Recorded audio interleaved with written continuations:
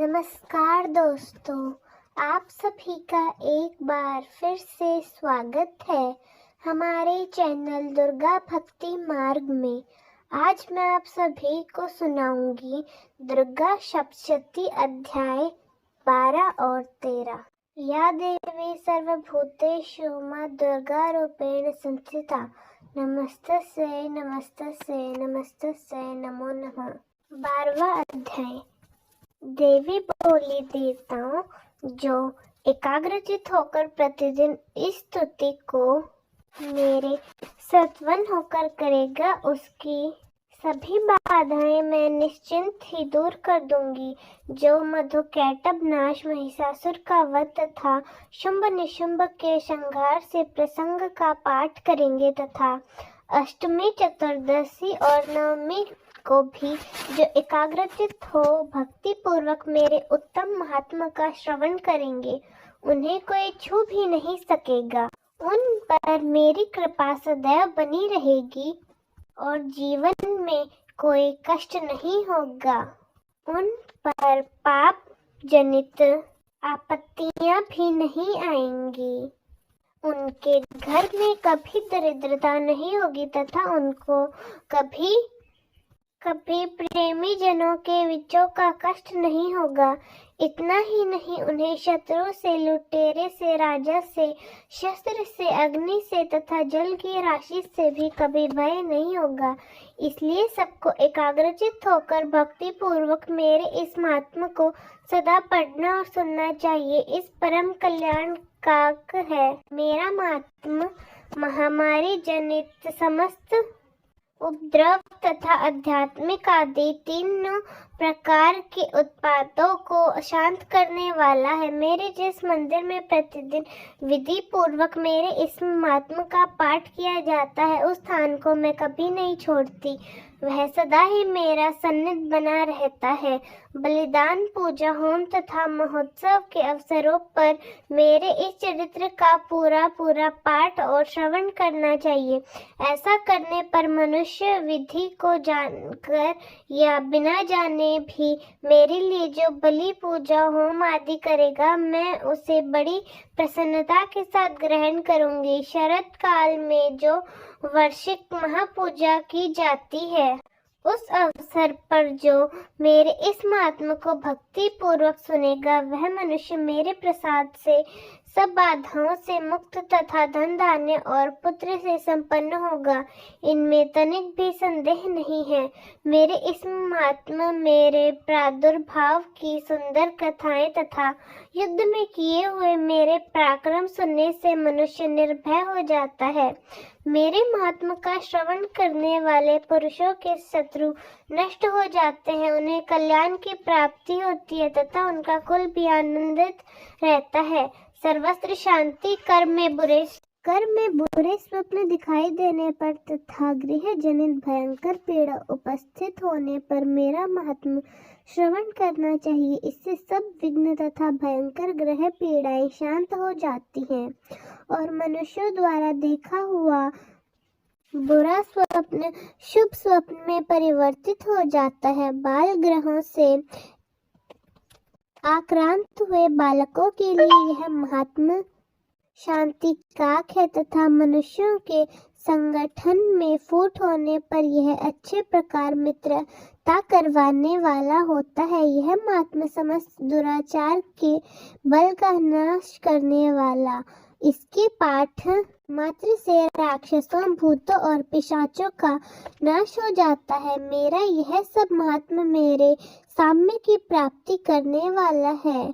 पशु, पुष्प, अर्घ, धूप, दीप, गंध आदि उत्तम सामग्रियों द्वारा पूजन करने से, ब्राह्मणों को भोजन कराने से, होम कराने से, प्रतिदिन अभिषेक करने से, नाना प्रकार के अन्य भोगों को अर्पण करने से तथा दान देने से आदि 1 वर्ष तक जो मेरी आराधना की जाती है, उससे मुझे जितनी प्रसन्नता होती है, उतनी प्रसन्नता मेरे इस उत्तम चरित्र का एक बार श्रवण करने मात्र से होती है।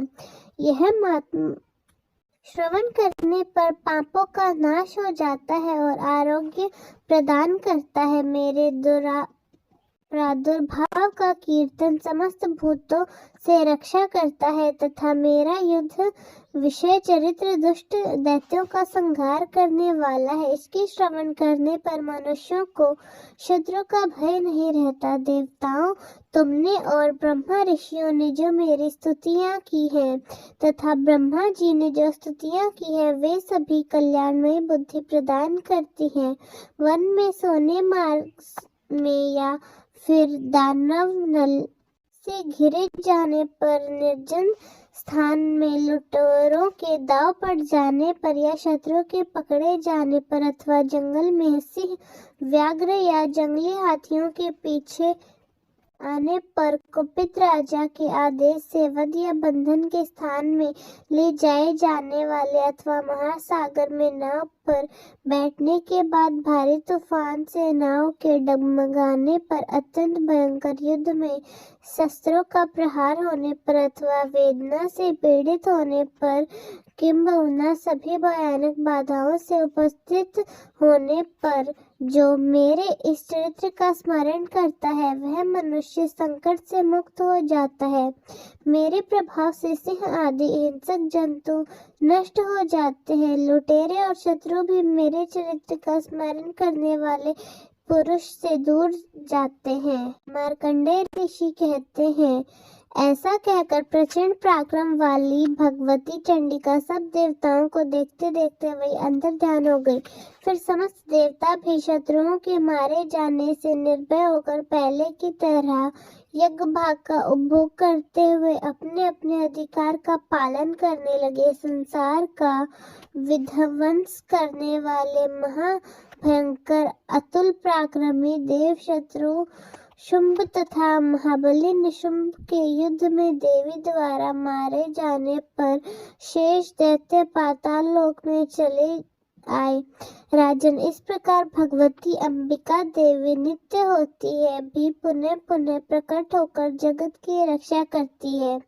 वे ही इस विश्व को मोहित करती है और वे ही जगत को जन्म देती है और वे ही प्रार्थना करने पर संतुष्ट होकर विज्ञान एवं समृद्धि प्रदान करती है। राजन, महाप्रलय के समय महामारी का स्वरूप धारण करने वाली वे महाकाली ही इस समस्त ब्रह्मांड में व्याप्त है। वे ही समय समय पर हमारी महामारियों से रक्षा करती है। वे ही महामारी होती है और स्वयं अनजन्मा होती है, हुई भी सृष्टि के रूप में प्रकट होती है। वे सनातनी देवी ही समयानुसार संपूर्ण भूतों की रक्षा करती है। मनुष्यों के अभ्युदय के समय में वही घर में लक्ष्मी के रूप में स्थित होकर उन्नति प्रदान करती है और वही अभाव के समय दरिद्रता बनकर विनाश का कारण होती है।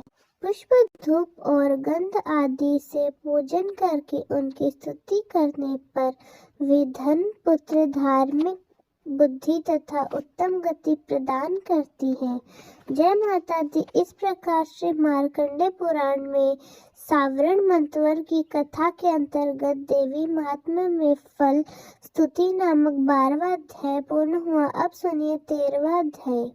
और श्री दुर्गा सप्तशती के 13वें अध्याय में राजा सूरत और वैश्य को देवी के वरदान का वर्णन किया गया है।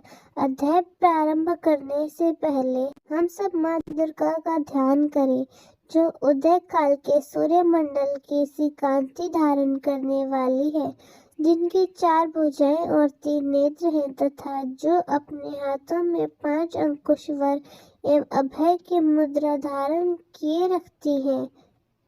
उन शिवा देवी का मैं ध्यान करता हूँ। मार्कंडेय ऋषि कहते हैं, राजन, इस प्रकार मैंने तुमसे देवी के उत्तम महात्म्य का वर्णन किया, जो इस जगत को धारण करती है। उन देवी का ऐसा ही प्रभाव है। वे ही विद्या उत्पन्न करती है। भगवान विष्णु की माया स्वरूपा उन भगवती के द्वारा ही तुम वैश्य तथा अन्याय वैविक जन मोहित होते हैं। मोहित हुए वे और आगे भी मोहित होते रहेंगे। महाराज, तुम उन्हीं परमेश्वरी की शरण में जाओ। आराधना करने पर वे मनुष्यों को भोग, स्वर्ग तथा मोक्ष आदि प्रदान करती है। मार्कंडेय जी के यह वचन सुनकर राजा सूरत ने उत्तम व्रत का पालन करने वाले उस महाभाग्य को प्रणाम किया। वे अत्यंत ममता और राज्य अपहरण से बहुत खिन्न हो चुके थे।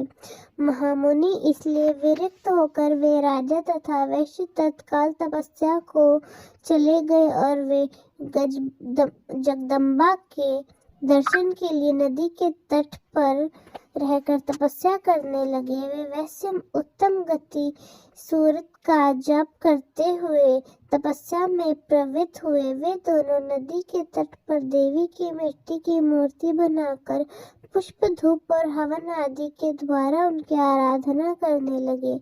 उन्होंने पहले तो धीरे धीरे आहार को कम किया, फिर बिल्कुल निराहार रहकर देवी में ही मन लगाए एकाग्रता पूर्वक उनका चिंतन आरंभ किए। वे दोनों अपने शरीर के रक्त से प्रक्षित बलि देते हुए लगातार 3 वर्ष तक संयम पूर्वक आराधना करते रहे। इस प्रकार प्रसन्न होकर जगत को धारण करने वाली चंडिका देवी ने प्रत्यक्ष दर्शन देकर कहा, राजन तथा अपने कुल को आनंदित करने वाले वैश्य, तुम लोग जिस वस्तु की अभिलाषा रखती हो वह मुझसे मांगो, मैं संतुष्ट हूँ, इसलिए तुम वह सब कुछ मांगो जो तुम्हें चाहिए। मार्कंडेय जी कहते हैं, तब राजा ने दूसरे जन्म में नष्ट न होने वाला राज्य मांगा तथा इस जन्म में भी शत्रुओं की सेना को बलपूर्वक नष्ट करके पुनः अपना राज्य प्राप्त करने का वरदान मांगा। वैश्य का चित्त संसार की ओर से खिन्न एवं विकृत हो चुका था और वे बड़े बुद्धिमान थे, अतः उस समय उन्होंने तो ममता और अहंकार रूप आसक्ति का नाश करने वाला ज्ञान मांगा। देवी बोली, राजन तुम थोड़े ही दिनों में शत्रुओं को मारकर अपना राज्य प्राप्त कर लोगे। अब वहां तुम्हारा राज्य स्थिर रहेगा। फिर मृत्यु के पश्चात तुम भगवान विश्ववान अर्थात सूर्य के अंश से जन्म लेकर इस पृथ्वी पर सावरवर्ण मनु के नाम से विख्यात हो जाओगे। विश्वनर को मुझसे प्राप्त करने की इच्छा है, उसे देती हूँ, तुम्हें मोक्ष के लिए ज्ञान प्राप्त होगा। मार्कंडेय जी कहते हैं, उस प्रकार उन दोनों को मनवांछित फल देकर तथा उनके द्वारा भक्ति पूर्वक अपनी स्तुति सुनकर अंबिका देवी तत्काल अंतर ध्यान हो गई। इस तरह देवी के वरदान पाकर क्षत्रियों में श्रेष्ठ सूरत सूर्य से जन्म ले सावनी नामक मुनि होंगे। जय माता दी। इस प्रकार मार्कंडेय पुराण में श्रावण मनंतर की इच्छा की कथा के अंतर्गत देवी महत्व में सूरत और वैश्य को वरदान नामक 11वां अध्याय पूर्ण हुआ। दोस्तों, कैसा लगा आपको हमारा आज का अध्याय? कमेंट्स में जरूर बताएं। धन्यवाद।